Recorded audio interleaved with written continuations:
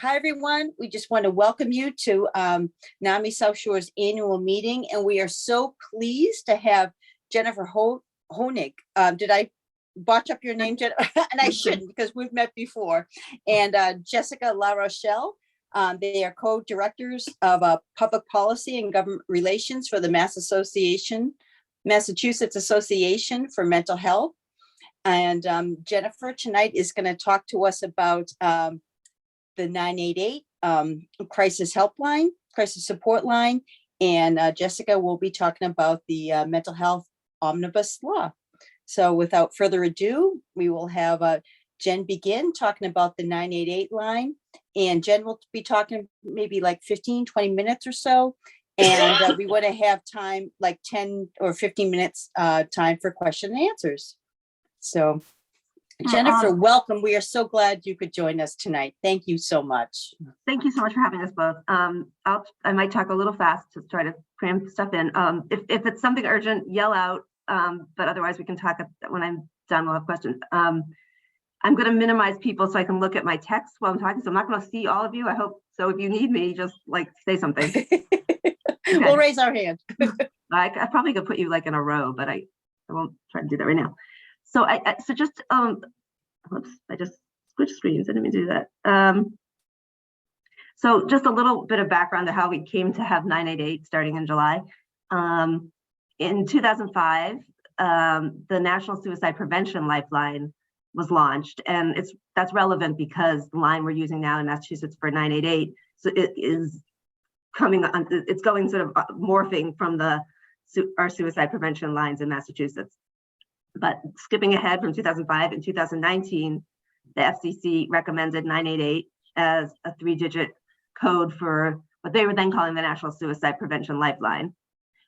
But then in the following year, in July, the FCC designated 988 as a crisis line for suicide prevention and mental health support. So soon after that, a national law was signed that incorporated 988 into statute. The FCC then adopted rules, including rules that were for allowing for text to 988, because that could be particularly helpful for youth or people with disabilities. And then in July of 2022, 988 went live. And so now phone companies and text messaging providers have to route all calls and messages that go to 988 to the 988 Suicide and Crisis Lifeline, which is what it's called in Massachusetts. And it's good that it's called that because it's not just a suicide line. And that's one of the things that we've been trying to focus on as we do advocacy. So 988 started in Massachusetts in July as a service provided by 5 suicide prevention call centers that already existed across the state. 4 of them are run by Samaritans, have Samaritans in the title, and one is called, the other 5th one is Call to Talk. Well, okay, I'll get to it later. So if you call 988, the idea is that you reach someone who can talk to you about your concern or about concern about you have about somebody else. If there needs to be an immediate response, the 988 call servers can do a warm handoff to an emergency service provider, and they determine whether they're going to do that by doing like a screening, kind of an assessment, where if they think there's 2 out of 3 evidence of 2 out of 3 things of desire, capability, and intent. So they have a protocol that they're following to decide whether that would happen. And they also can send imminent risk calls to 911 if they think there's the likelihood of a suicide attempt. So it's a service that on a national level is designed to be, in most cases, a self-contained service where someone calls and gets help right away in a informal, it's billed as a non-clinical service where people can have a conversation, talk about their feelings and how to manage it in that moment.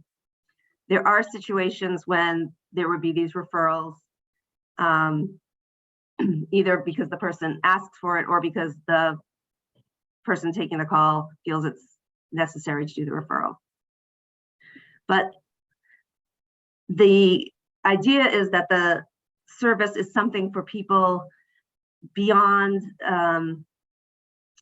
just for people feeling suicidal, that it would be available to a family in a crisis or a person in a crisis who just wants someone to talk to. And the challenge has been to convert the training that has typically been provided to the call handlers to be beyond addressing suicidality. And they've done that by trying to professionalize the staff, because originally the staff of these call centers was volunteers. And there's still some issues about bringing the staff, bringing on more staff, training that staff, and expanding the training. Already is probably quite a bit of training to handle calls about suicidality, but to train on a wider array of issues is difficult. So while this service has been rolling out, at the same time, other things are happening in the state. There's been the mental health omnibus bill, which I'm sure you're all aware of, that was signed in the summer. And there's the implementation of the roadmap. And that implementation has happened over several years. And at this point, we're at the stage where community behavioral health centers have been designated. And they are going to be, and Jess is going to talk more about the roadmap services, but they are going to be a point of contact where people could get services. And the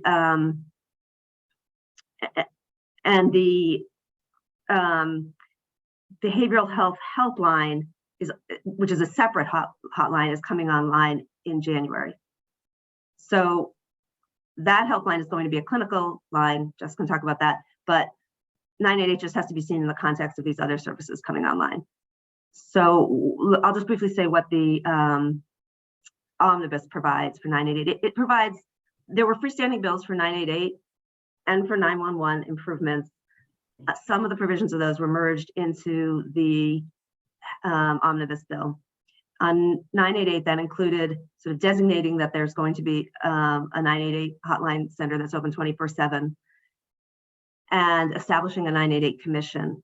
And that the importance of a commission is that it brings in outside voices to be able to inform EOHHS as they implement the hotline, and to provide some oversight over the process and some input, particularly on whether there's going to be some funding mechanism, which is under federal law allowable, using user fees for cell phones. And then it also requires reporting to the legislature.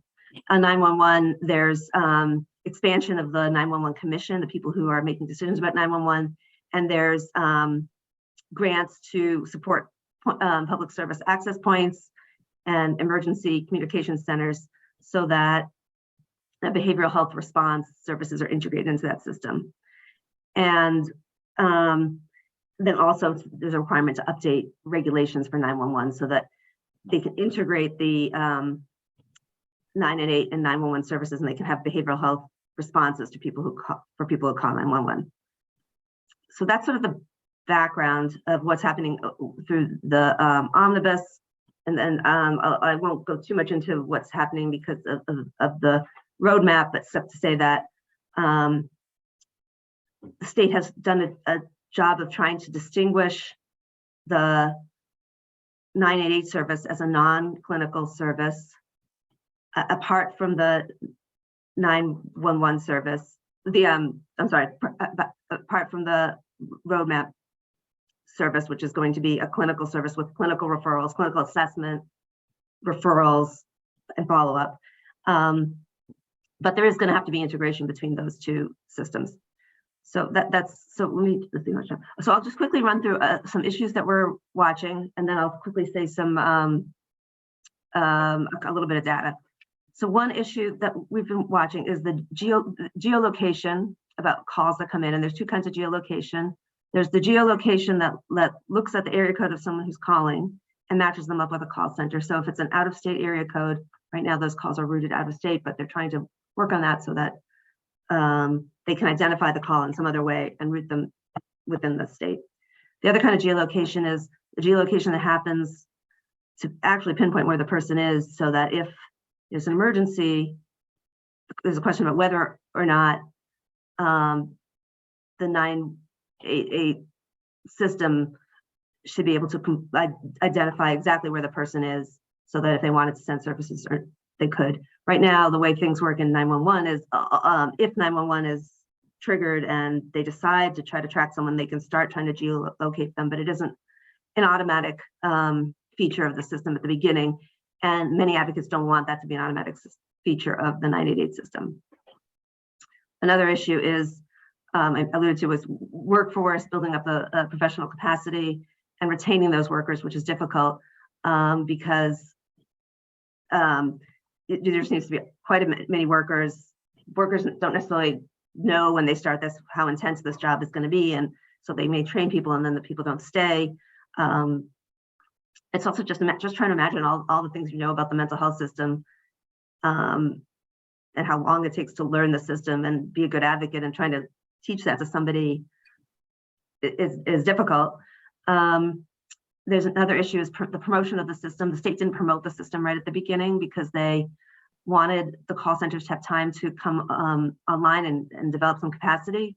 There is an effort now around promotion. It's just starting. But obviously, and the federal government has started to promote it. We want people to know about the line, I guess, and to understand the situations it can be used. And so we're hoping that the promotion will have a broad explanation of what kinds of calls the line could handle. Another issue is the input from advocates and people with lived experience. So hopefully this will partly be addressed by the commission, but there were a lot of different groups were trying to understand the way 911 was operating and how it was coming online, and they didn't necessarily understand what their avenue for input would be. And people did have contacts with the OHSS or maybe DPH, which is sort of more directly managing the 5 centers, but there wasn't like a systematic way for people to have input. So that's an issue. And then, as I explained, moving from a suicide hotline to something more is a process I think that's going to take time. And moving also from a process that's where it's where they're expecting the call to be from the person in crisis to perhaps a family member, or talking about something that may not even be like the moment of crisis. It may be a whole longer story about accessing services, or a series of examples of situations that the person's been in and wanting help. So that's a challenge. And then, as I mentioned, how the services will be integrated with the community-based service system. So the idea of 988 and national level isn't that just that you call and you are calmed down in the moment and that's the end of the relationship, but that in many cases people may want some kind of resources or ongoing connection. And while 988 itself isn't designed to be like sort of that connection, there should be sort of warm handoffs to a broader array of services. We talked already about how it would be integrated with the helpline. If you call 988, would you then be ever transferred to the helpline? If you call the helpline, will you ever be transferred to 988? I think those things will still have to be worked out. And in all those transfers, I think the goal is to reduce the number of handoffs. So even what are called warm handoffs, which is, I think, people on the line conversing together so that you're not having to repeat your story over and over. But even one handoff is not ideal. It's best if you're just having a conversation with one person and they have the capacity to address things. The training of staff is an ongoing issue. We're not sure how the training curriculum has been adapted. We're assuming it's been adapted now beyond suicide prevention, but how that's progressed, we're not sure. Confidentiality is an issue. People want to know, peers want to know that when they call the line, their information is kept confidential, and to what extent would that change if there's referrals to emergency services, for example, or other kinds of referrals. And then the whole process of data collection. Historically, it sounded like that the suicide prevention folks weren't collecting a lot of data because they were really just in the moment trying to counsel the person and not interrupt the conversation by like asking them a lot of questions about data. So it's an adjustment, I think, for them to start collecting the data, and a question of whether that makes sense and what kind of data needs to, would be helpful to collect them is necessary. But anyway, okay, so I don't want to use up all the time. And one other, I just want to give you just a tiny bit, speaking of data, tiny bit of data. WBUR reported in November, beginning of November, about calls. And so the state has said that the 5 centers have gone up 30% in the number of calls they're taking since 988 started. It's just a little hard to tell though, because at the same time, the Samaritans, which is just one call center, said that only 10% of their calls were coming through 988 and 90% were coming from the original 800 suicide prevention hotline number. So I guess that those two facts could be consistent with one another. But it's just hard to know. I mean, at the same time, we know that the data that people are experiencing more depression, more anxiety, more suicidality. So it's hard to know what the baseline would be anyway. So I think, and we also don't know, they also said that a lot of the calls might be new because people were testing out the line. So, there may have been an inflated number of calls at the beginning. So I think that it's hard to analyze this short-term data. It would be important to look at it over the rest of the calendar year and into next year. And also it's probably going to be influenced by the introduction of the behavioral health helpline, because people who knows if people are to switch over to that line or calling both lines or comparing the lines but I think that maybe just as a group, we should press for good data collection. And I'll stop so people could ask questions. Great. Thank you so much, Jennifer. Does anybody have any questions? Do you want to raise your hand? Write something in the chat box. Oh, thank you, Jess, for just wrote something in the chat information about the 988. Sheila, would it help for me to call on people, or Kim, do you want to call? I can't. Whoops. You can call on people. Well, actually, I can't. I'm having problems seeing people. Oh, I see Sheila. I could just. Okay. Yes. Okay. Thank you.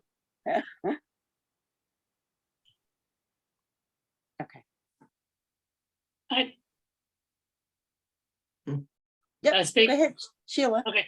I was just wondering about I guess I'm confused about. I mean, the Samaritans has a very long history of great service, and it sounds like this is rolling out in somewhat of a unsteady path in terms of what kind of staffing, what kind of training, whether they should gather data, not gather data.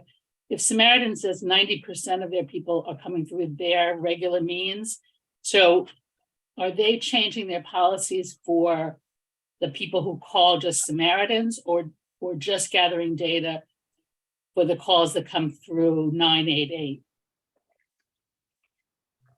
Those are good questions.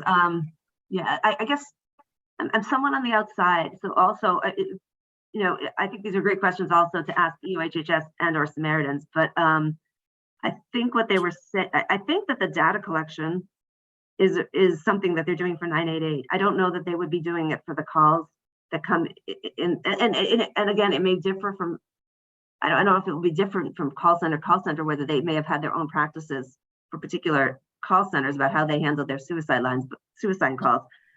But for that data specifically, she was saying that 10% of the calls were coming into 988. I think those are the calls, in my mind, those are the calls that we should urge data collection around. I guess at the same time, it is a legitimate question to say, well,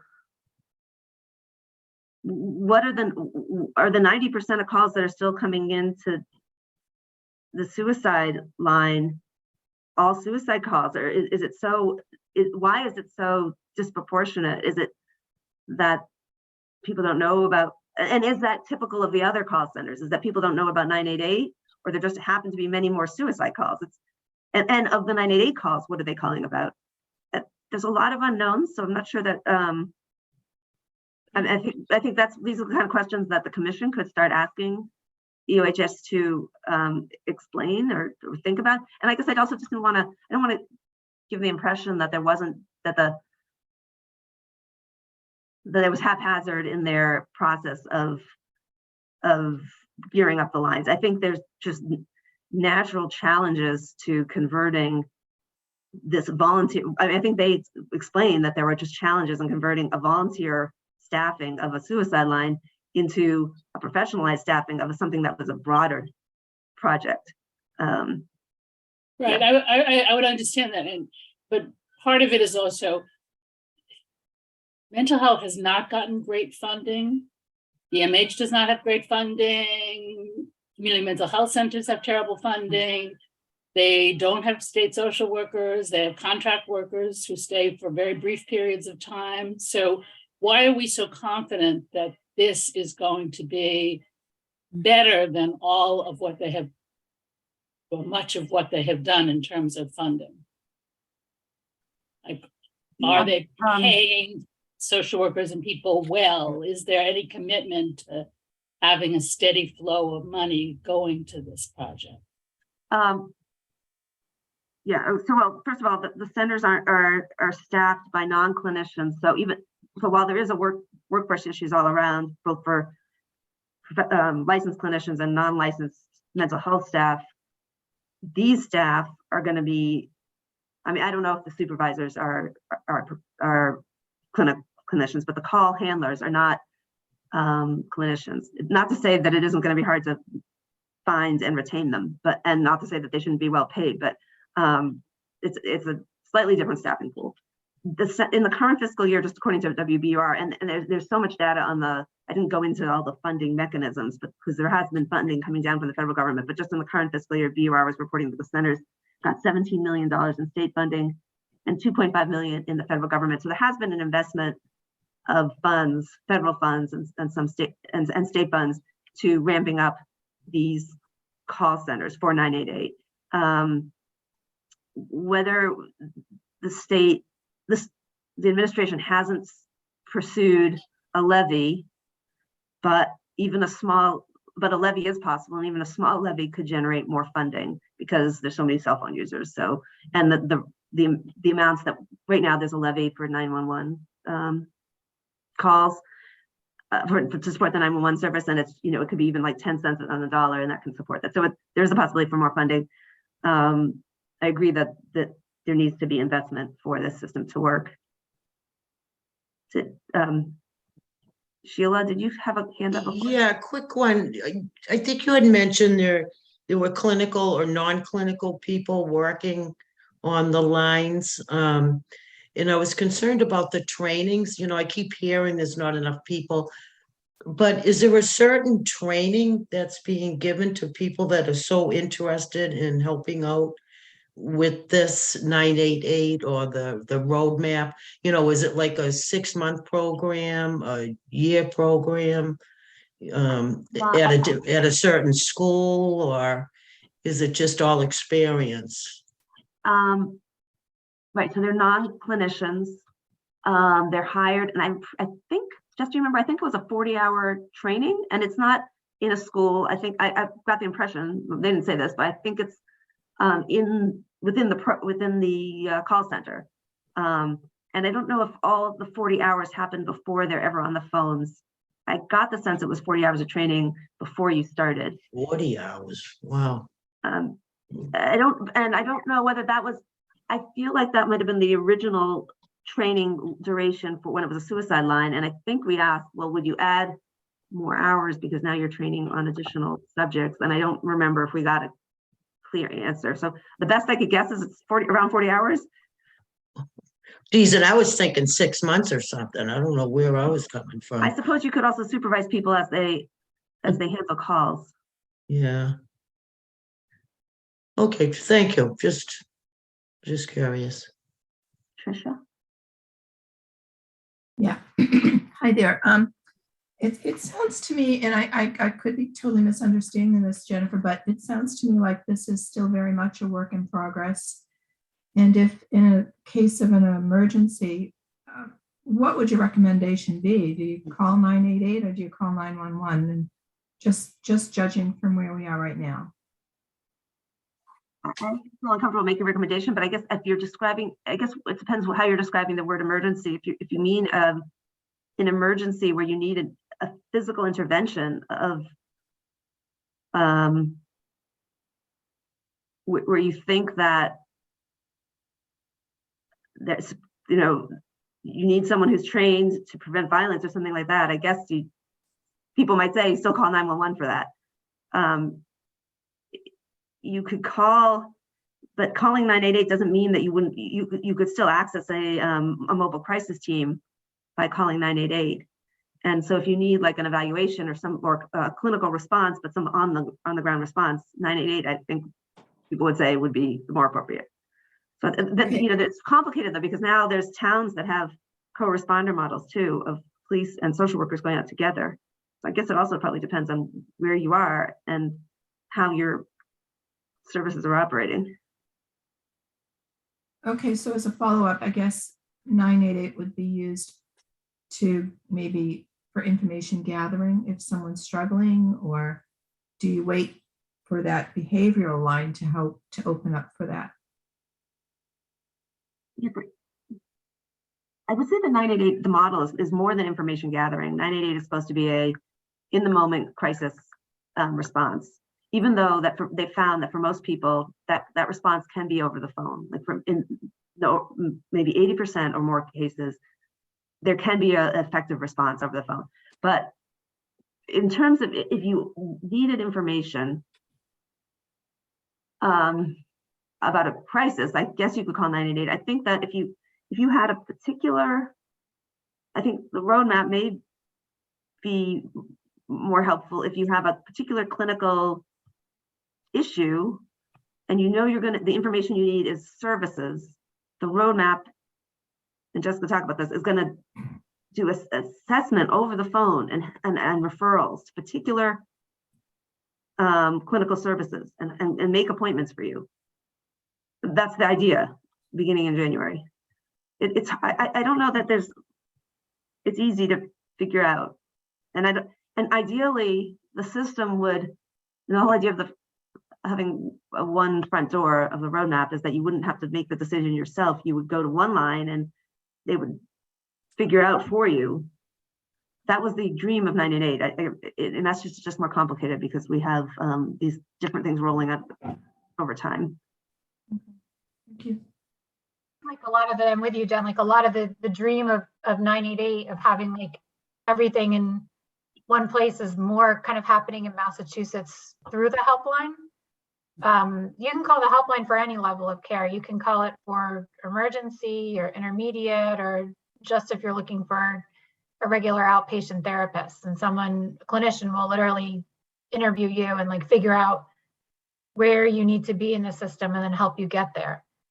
So I think the helpline will operate more as like for everything, kind of like a no wrong door. So that's probably, when that launches in January, what do you think, Jen? That's probably, if you need mobile crisis, they can get you mobile crisis. But because it's kind of like a broader umbrella, that's like less guesswork on, I think, like individual and family parts, right? Because it's their job, it's a clinician's job on the phone to figure out where the best place is for you to go.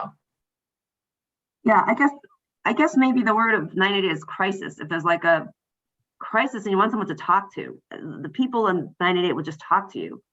You know, it's just sort of like a like calling someone to vent, or you know, I think Like that, a warm line. yeah, but I don't imagine the roadmap people are gonna like just like Yeah. want to like have that long kind of conversation with you, but you know, it's so hard to know. But I think, right, if you're thinking like, oh, there's a whole range of services out there, it's just saying, but you're not sure what to do, that's a good helpline call. Okay. but that doesn't, you know, there's many things that don't fit in either of those categories. Sorry, Betty, did you have? Yeah, Go ahead. one last question, I think, before. Did you have a question, Betty? Before? No, question? actually, when I looked at the chat box, what I was going to ask was, what is the phone number of the helpline? And but who's, so the helpline comes from what department? I mean, where does that come through?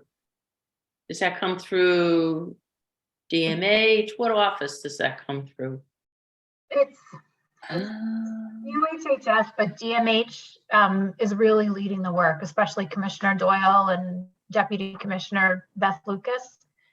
And UHHS, gosh, damn, like in the last week, announced that the Mass Behavioral Health Partnership, MBHP, is going to run the behavioral health helpline. They're going to be the vendor.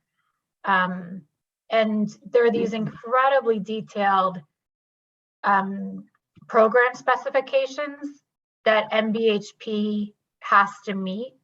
Can you just tell us when you're using initials? I'm sorry. When you're Sure. Can you use the Yes. what the words are? Yeah. Thank you, Catherine. Yep. So MBHP stands for the Massachusetts Behavioral Health Partnership. They're the entity that's been Mass Health has been working with for years. It's the behavioral health carve out. They manage a lot of the behavioral health services for Mass Health members. And the Executive Office of Health and Human Services, EOHHS, and the Department of Mental Health they bid out the service, and MBHP, Mass Behavioral Health Partnership, won the contract to manage the behavioral health helpline.